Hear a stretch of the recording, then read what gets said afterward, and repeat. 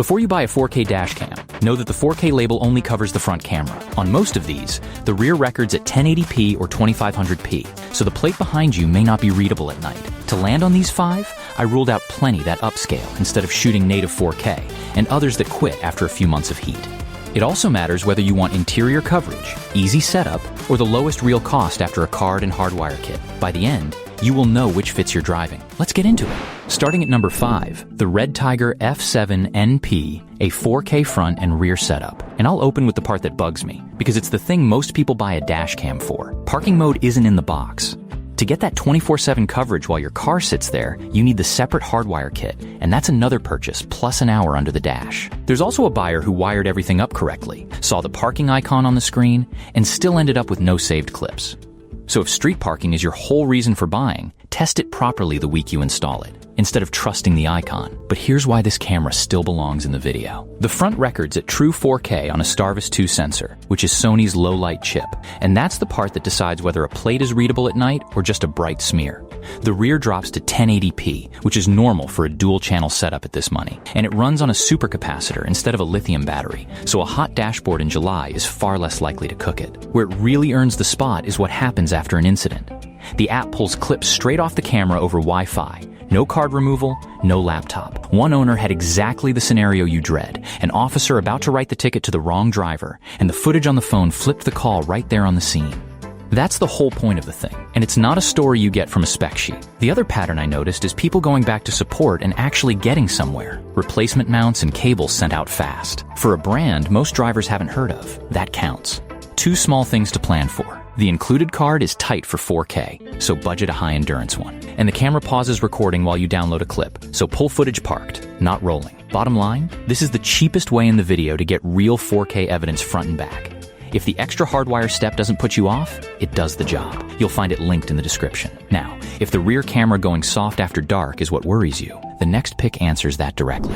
At number 4, the VIOFO A229 Pro, a dual-channel setup with a front and rear camera. There's one spec here that decides whether this camera is worth the extra money, and it's the sensor.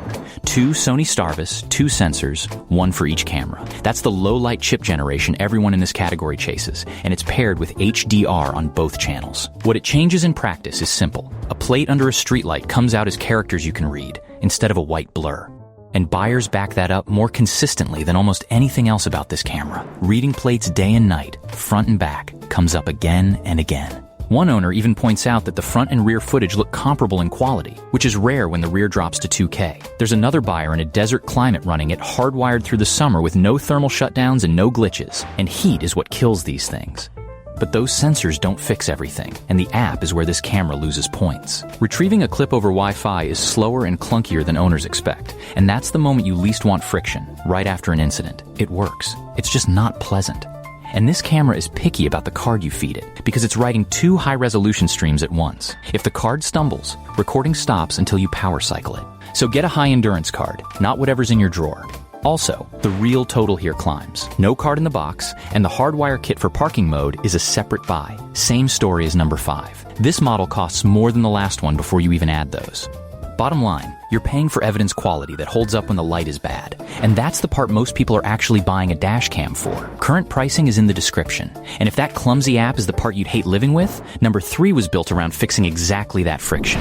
At number 3, the REDTIGER F7N Touch, another 4K front and 1080p rear setup. The clearest way to place this one is against the VIOFO we just covered. That camera put your money into the sensors. 2 Starvis, 2 chips, and a rougher app experience as the price. This REDTIGER goes the other direction. The front also runs a Starvis 2 sensor, so night footage isn't a step down, but the rear stays at 1080p, and what you're really paying for here is how easy the thing is to live with. That shows up in 3 places.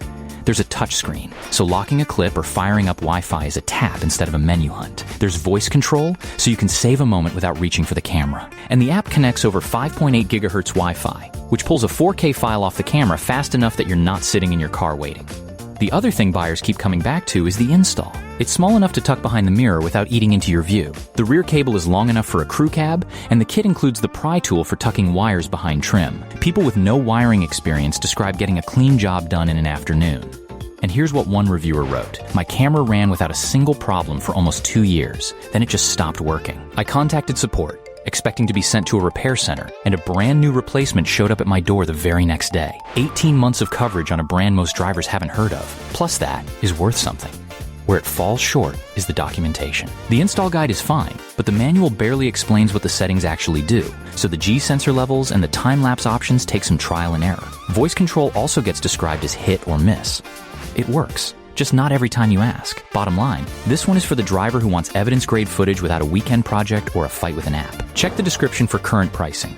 One question left for a lot of people: how much do you really need to spend? Number 2 makes that call easier. At number 2, the ROVE R2 4K Dual. And this one is built for a very specific driver. The person who wants front and rear coverage on the family car, wants to spend less than the pics higher up in the video, and doesn't want to spend a Saturday under the dash to get it working. If that's you, pay attention, because the install is where this camera really wins. It mounts behind the mirror on a suction cup, it plugs into your 12-volt socket, and the kit includes the trim tool for tucking the cables behind the headliner. One owner describes getting the whole thing set up, phone app included, in about 15 minutes. No fuse box, no wiring, no professional help. And a 128GB card comes with it, which is the accessory people usually forget to budget for. It also has a supercapacitor instead of a lithium battery, so a hot dashboard in August is far less likely to kill it. Front is 4K on a Sony Starvis 2 sensor, rear runs at 1080p, and there's built-in GPS stamping your speed and location onto the footage. But I have to be straight about the headline number, because it's the reason this camera sits at 2 and not higher. Testing cited by owners says the sensor is closer to 2.5K, and the image gets stretched into a 4K file. In daylight, footage looks clean and plates read fine. After dark, it thins out, and reviewers agree the night footage lacks detail unless there's decent street lighting. So if you drive long stretches on unlit rural roads, the VIOFO at number 4 holds up better when the light drops. 2 other things to plan for. Parking mode needs the hardwire kit, sold separately. Same story as the other picks. And a handful of owners hit screen flashing or startup failures after a few months. What makes me comfortable recommending it anyway is what happened next in those reviews. ROVE replaced units well past the warranty window, sometimes 6 months passed, after walking people through the troubleshooting first. That pattern shows up over and over. So for daytime commuting and well-lit city driving, this covers both ends of your car for meaningfully less money than the pics above it. Current pricing is linked below. That leaves number 1, and it earns the spot on coverage nothing else here attempts. Not on the specs we've been comparing. And taking the top spot, the Vantrue N4 Pro S. This one wins because it's the only camera here that covers all 3 angles at once: front, cabin, and rear, without dropping the front camera down to make room. That's the part that matters.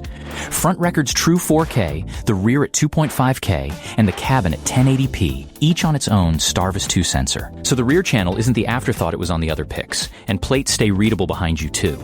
Owners keep confirming exactly that. Sharp daytime detail on all 3, and strong plate capture at night from the front. Where it separates itself from number 4 is the app. 5 GHz Wi-Fi means a 4K clip lands on your phone in a reasonable time instead of testing your patience. Buffered parking mode is here too, so it grabs the 10 seconds before an impact, not just after. And here's what one buyer wrote.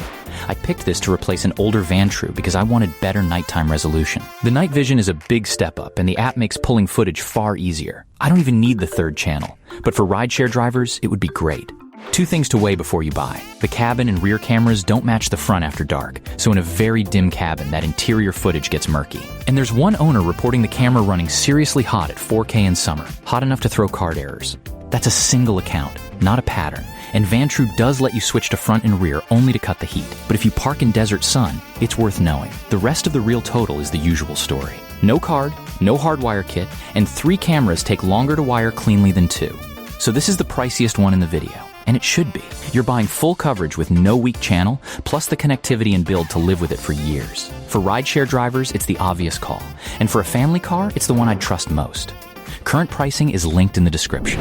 Now you've got the criteria to spot real evidence quality, instead of a spec sheet promise. If you want the lowest cost on an easy install, number 2 covers both ends of your car. But if you drive dark roads and need plates readable behind you, number 4 is the one. And if you want 3 angles with no weak channel, number 1. Amazon prices go up and down. Check them in the links in the description.